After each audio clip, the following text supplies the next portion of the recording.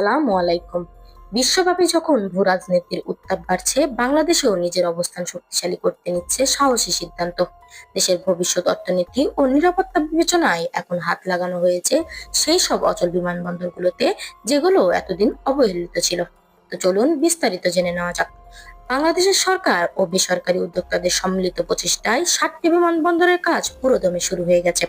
এই তালিকায় রয়েছে বগুড়া বিমানবন্দর, লালমনিরহাট বিমানবন্দর, শমশেরনগর বিমানবন্দর, ঈশ্বরদী বিমানবন্দর, ঠাকুরগাঁও বিমানবন্দর, কুমিল্লা বিমানবন্দর এবং তেজগাঁ বিমানবন্দর।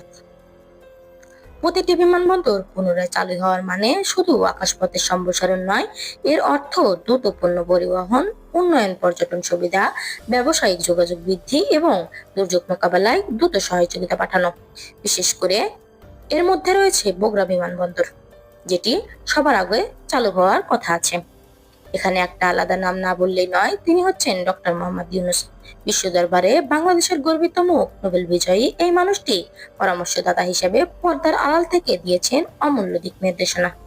তার পরামর্শে উন্নয়ন হচ্ছে টেকসই মডেল অনুযায়ী, যেখানে কেবল অবকাঠামো নয়, অর্থনৈতিক স্বনির্ভরশীলতা এবং সামাজিক অন্তর্ভুক্তিকেও সমান গুরুত্ব দেওয়া হচ্ছে। ডক্টর ইউনূস যেন হয়ে উঠেছেন দেশের জন্য এক নতুন আশীর্বাদ।